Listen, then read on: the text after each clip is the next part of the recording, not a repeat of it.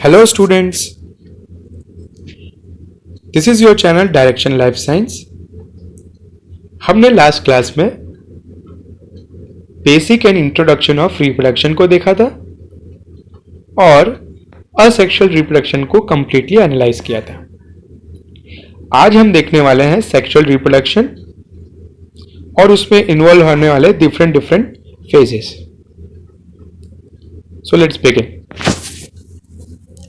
So first of all, what is sexual reproduction? तो जैसा कि हमने बात की थी कि असेक्सुअल रिप्रोडक्शन में सिंगल पेरेंट इन्वॉल्व होते हैं, तो वहीं पे सेक्सुअल रिप्रोडक्शन में दो पेरेंट्स इन्वॉल्व रहते हैं, जैसे कि मेल एंड फीमेल। वहीं पे हमने वहां पर बात की थी कि वहां पर गैमेट फॉर्मेशन एब्सेंट होता है। तो साइमल्टेनियसली यहां पे सेक्सुअल रिप्रोडक्शन की अगर हम बात कर रहे हैं तो ऑब्वियस सी बात है, वहां पे गैमेट फॉर्मेशन प्रेजेंट है और इन गैमेट्स का फ्यूजन भी यहां पर होता है। फ्यूजन से ये गैमेट्स स्पेसिफिक टाइप की एक सेल को फॉर्म करते हैं जिसे हम जाइगोट कहते हैं। अगली बात, this results in offspring that are not identical to their parent और अमंगस देमसेल्फ।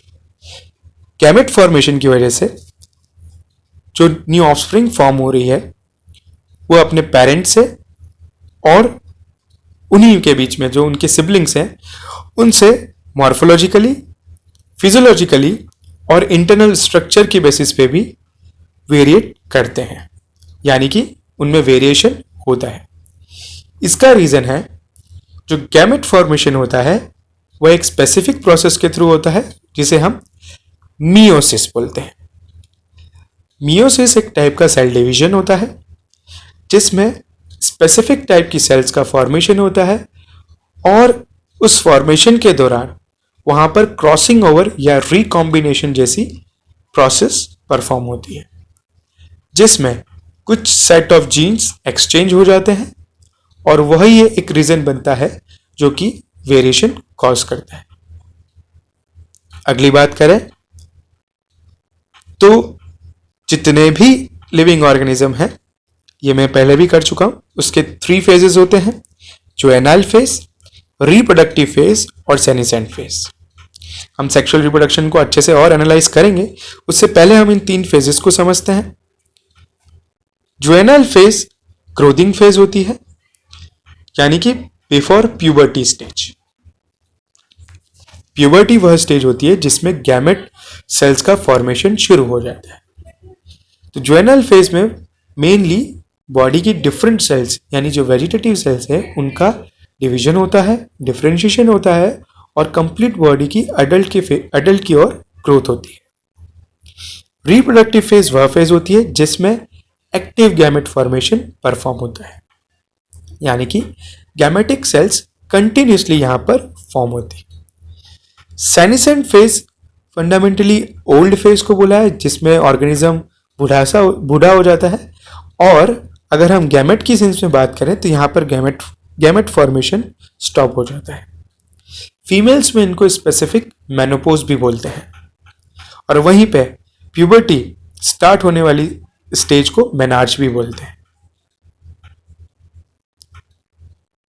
कुछ पॉइंट्स हैं जिन्हें हमें याद रखना चाहिए क्योंकि एग्जाम पॉइंट ऑफ व्यू से ये काफी इंपॉर्टेंट है। इसमें हम पहला पॉइंट डिस्कस करते हैं, that is in plants show a clear cut vegetative, reproductive and senescent phases, यानी कि ऐसे पौधे जिसमें वेजिटेटिव, रिप्रोडक्टिव और सेनिसेंट फेजेस क्लियरली विजिबल होती हैं। उसमें मोस्टली एनुअल प्लांट्स और बेनियल ट्रीज आ जाते हैं, जिसके अंदर ये तीनों फेजेस क्लियरली नहीं विजिबल होती हैं। उसके कुछ एग्जाम्पल्स हो सकते हैं पेरेनियल स्पीशीज और कुछ ऐसे पौधे होते हैं जिसमें नहीं